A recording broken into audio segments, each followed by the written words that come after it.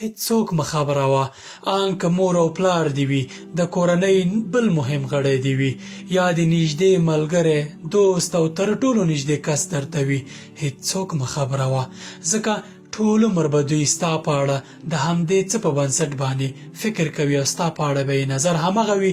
که ته ان د مکې امام هم شې، دوی به ستا په اړه همغه فکر لري چې تا دغه راز ورته ویلی دی. کله چې درنه ګناه کېده یا د کومه خطا کوله، هیڅوک پرې مه خبروه، هیڅ چاته یې په اړه مه وایه، پټه یې ساته، ځکه الله تعالی په تا باندې پرده غوړوي.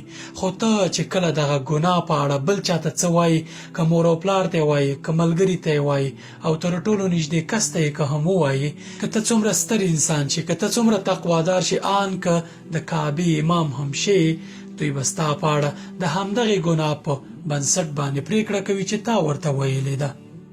ځکه انسان همیشه د بل په اړه په همدغو مسایلو فکر کوي. که یو څه دې ورته ویل، ټول عمر یې ستا په اړه په ذهن کې وي. خو ګناه چې دې کوله، الله تعالی ته یې وایه، بخښنه ترې غواړه، پښیماني پرې څرګندوه. پوهېږئ، انسانان ګناه تل په ذهن کې ساتي، ستا په اړه په د همغې په بنسټ باندې قضاوت کوي. خو الله پاک چې کله ته ترې په رښتینې ډول باندې بخښنه وغواړې، پښیماني څرګنده کړې، ستا له دغه حسابه دا ګناه پاکوي او د تل لپاره دې بخښي. رسول الله صلی الله علیه وسلم وایي: کل امتی معافی الا المجاهرین. زما ټول امت ته بخښنه کیږي مګر مجاهرینو ته بخښنه نه کیږي. مجاهرین څوک دي؟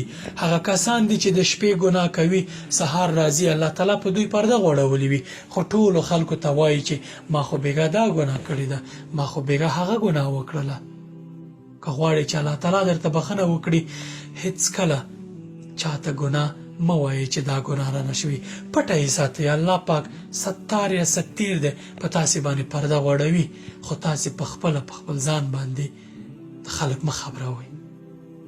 السلام علیکم.